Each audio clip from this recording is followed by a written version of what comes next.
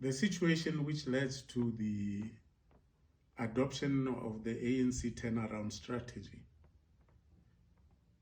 actually can be traced back to 2017. In 2017, a group of us decided that the African National Congress has been going through some pains, and clearly the factions have started taking roots in our movement. We therefore decided that we have to save the African National Congress from slipping into political oblivion. Our first plan was to consult the elders of the movement, and we therefore decided to meet Comrade Thabo Mbeki, Comrade Jacob Zuma, and Comrade Kgalema Motlanthe, so that we can then together work out a way of actually minimizing this bad blood amongst our only remaining elders in the African National Congress, who had been very, very active through the years in making our movement great. We went to Comrade Thabo Mbeki, Comrade Zuma, Comrade Kgalema Motlanthe, and explained our fears to them. All of them agreed with us that the African National Congress was actually facing a peril. They agreed that we should organize a meeting where the three of them can meet and discuss the way forward to save our movement.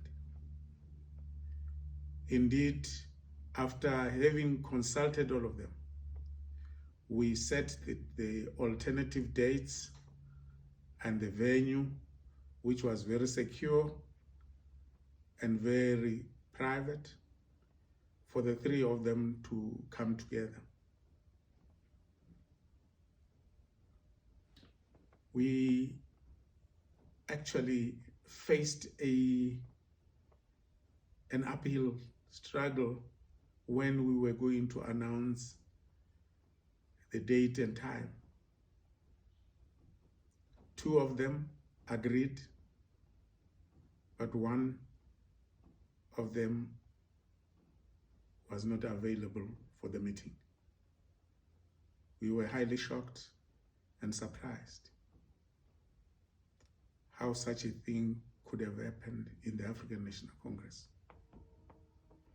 After having failed in that attempt, we could not actually give up. We decided to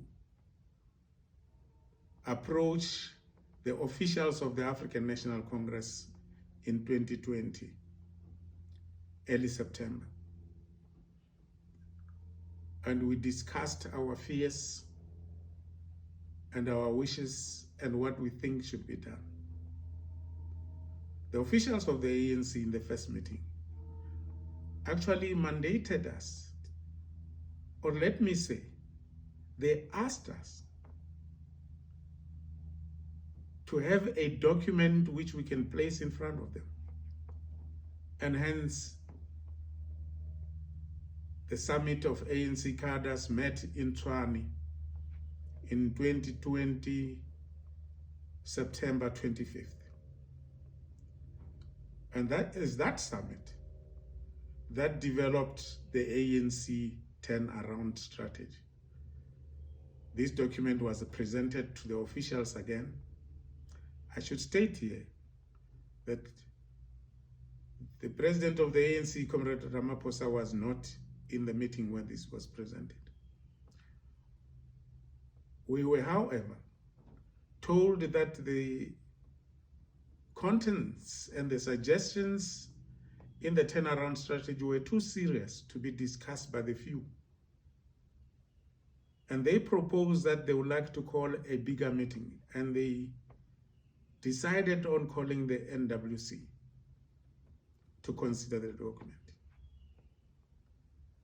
The summary of it all, we hit a snack once more. It was clear that our comrades were not worried about our people, but they were worried about their own positions as leaders of the African National Congress. They argued that the African National Congress was not in the situation we're painting in our document, that the African National Congress was going to win all the elections. Even at that point, December 2020, we warned them that they would not even win the local government elections. That came to pass till to date. The African National Congress is unwilling. I should say the leadership of the African National Congress is unwilling to discuss the turnaround strategy. But why are they so negative about the turnaround strategy? The turnaround strategy, if you go through it, the first part of the turnaround strategy actually paints the situation the African National Congress is facing. It's a situation where our people were losing confidence in the African National Congress, where the African National Congress was losing credibility in the eyes of our people. It's an African National Congress which was no longer seen as that liberation movement which was going to deliver our people from colonialism. It was the African National Congress which has continued to try and reform apartheid and not to dismantle it. The second part of that document says, what are the real problems? We mentioned quite a number of them. That one of them is that we have seen the negotiations as an end in themselves, not as a means to an end. Secondly, we were actually won on the side of neoliberalism. We were made to believe that we should not actually tamper with the status quo, but try to reform. And if you look at, as we gave example, if you look at the policies we adopted, they were all attempting to reform and make the status quo left by apartheid intact and not dismantle it. Now, after having said that, we said, unfortunately, all this boils down to a crisis of leadership. We have a leadership which cannot actually implement the political program of the ANC. Why? Because some of them, as we state in the document, some of them came from a background where they were working as agents of the regime in the ANC. Some of them, as we know, they are product of white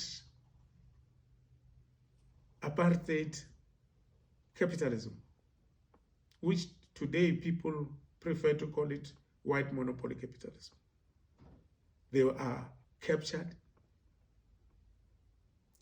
We know they used money, it's not a secret, to buy votes, to buy our people, to mislead our people with legal peanuts which they give them. And after buying them to vote for them, our people revert back to their situation of poverty and suffering. We therefore, in that document, presented a two-front solution to the problem of the African National Congress in our country. The first front, if I may call it that, was how to fix the African National Congress itself. And to summarize it all, was the African National Congress cannot proceed as though it's business as usual. The African National Congress leadership needs to be overhauled. Knowing what we know, we said the entire leadership of the African National Congress, as it stands today, have to accept that they've let down our movement. Most of these people have been in government since 1994. They've been in the leadership of the African National Congress. They cannot, therefore, claim that they were not aware or they were not part of this movement's drift to political oblivion. Secondly, we said the structures of the movement which have kept it alive for many years, some of these structures, which were jettisoned in the process, need to be brought back. Among these structures, we said, is the political department, which we call the commissariat. We should all accept that among the challenges of the ANC is that there is no politics among its members. Members of the ANC today do not know the politics of the African National Congress. They cannot analyze what is taking place in the world because they were not brought up in that political environment. Secondly, we said to ourselves, the other structures actually is its structure of security where people were vetted to be in the African National Congress. Because the African National Congress today is joined by criminals, is joined by those who want to make money out of positions in the African National Congress. And we said it is therefore very critical that we bring back a system of security where our people will be vetted before they get into the African National Congress. The last part which I wanted to mention, among others, is that we said the African National Congress has lost its ability to communicate. It has lost its machinery. The whole, what we used to call Department of Information and Publicity, has actually collapsed. This can be seen in what the African National Congress say. This can be seen even in the quality of their political statements. So some of these things we said they are actually on the front of saving the African National Congress. But we were much aware that you cannot save the African National Congress unless you address what our people were facing. Our people were still living under colonial apartheid. Nothing had changed, whether it's in their education, whether it is in the ownership of the means of production, in simple terms, whether they are part of the economy of this country. It is very clear that they're not. Whether all the systems of a nation, which applies to other nations in the world, actually exist to be able to promote the interest of the African people in particular. Nobody can argue that the African people are totally marginalized today. Nobody can argue that the European community, which we call white people in South Africa, benefited out of what we call this democracy and this so-called better constitution, the best in the world, but nobody wants it for himself or for themselves in their countries. So We therefore thought we should also equally, when we're addressing the ANC internal situation, we should actually arm the ANC with what we believe the people of South Africa, particularly the African people, would like to see happening. Some of these things are actually going to bring stability and political and policy certainty in our country. Because one of the things people cry about is political certainty and policy certainty. So, we then went out to elaborate some of the fundamental issues. And I'll just mention them without discussing them because all of us know it. The land question, education, citizenship, the question of ownership of the economy, the mechanism, the financial power of the state and what it needs to do to drive change. We dealt with those issues. We dealt with the issue of this unbridled democracy and human rights, which is not practiced anywhere in the world except here. The issue of free access of the country and the economy to foreign immigrants. We discussed that issue because these are critical issues. The issue of state corporations, fundamental, even everywhere in the world. State corporations have been used to strengthen economies, whether it's in England, whether it's in America, all over the show. China is still a model of how state corporations indeed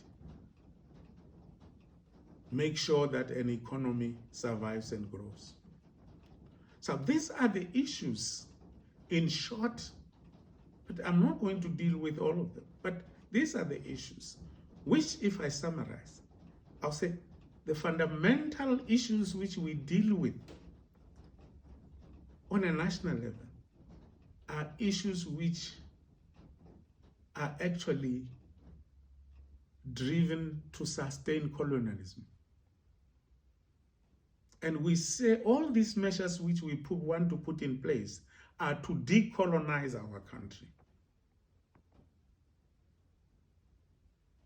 Unfortunately, our comrades refuse, if not fail, refuse totally to see light. They still insist that they want to be there and run things as usual, even when they see that the African National Congress is losing support among the people. It is all about themselves. But let's agree, comrades, here and now, that it is not business as usual. These people cannot continue. Individually and collectively, they know the reasons why they cannot continue. We know some of them cannot move out by themselves because they are held hostage by those who have given them monies. But we can tell them, if they had forgotten or they would think we do not know, they can come to us individually and collectively. We'll remind them. We'll be very happy to remind them. And that's what needs to be done to save our revolution, to save the African people in particular, to make them citizens of their own motherland. Thank you.